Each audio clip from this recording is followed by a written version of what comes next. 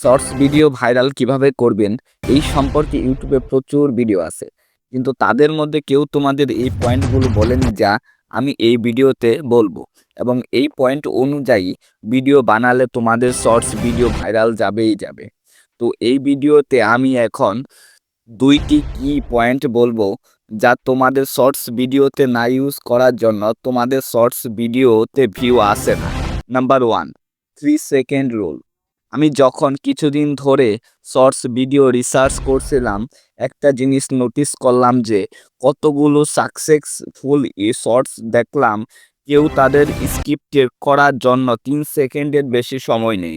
তো এইটার বিষয়ে একটা বড় কারণ আছে। শর্টস ভিডিওর ফার্স্ট 3 সেকেন্ডে যা কাজ করে তার ঠিক লং ভিডিওর ক্ষেত্রে সেটি ভিডিও টাইটেল এবং থাম্বনেইলের কাজ করে।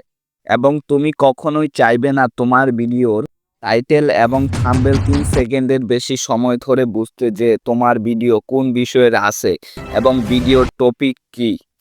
তুমি যদি তোমাদের এই স্ক্রিপ্টের প্রথম লাইনটি এরকম হয় সেটি যদি বলতে 3 সেকেন্ডের বেশি সময় লাগে, তাহলে সেটি এখনই চেঞ্জ করে ছোট করে নাও।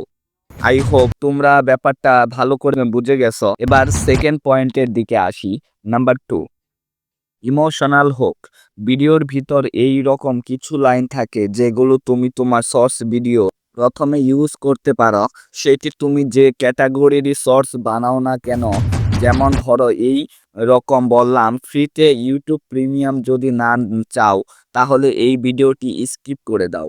এরকম লাইন ইউজ করলে ভিউয়ার্সদের মনে একটি মোমো তৈরি হবে, মানে ফেয়ার অফ মিসিং আউট, অর্থাৎ ভিউয়ার্সদের মনে এটি কাজ করবে যদি ভিডিওটি না দেখি তাহলে কি সত্যিই ফ্রিতে ইউটিউব প্রিমিয়ামটা মিস করে যাব। এইভাবেই তারা সম্পূর্ণ শর্টসটা দেখবে। এরপর আর একটা এক্সাম্পল ধরো এইরকম হলো যে আমি নিশ্চিত যে তুমি এই জিনিসটা বা এই ব্যাপারটা জানো। এইরকম লাইন ব্যবহার করলে ভিউয়ার্সদের মনে এক ইগো তৈরি হবে যে কি এমন জিনিস যেটা আমি সত্যিই জানি না, এবং এইভাবেই তাদের সেই জিনিসটা জানার আগ্রহ আরও বেড়ে যায় আর শর্টস ভিডিওটা সম্পূর্ণ দেখতেই থাকে।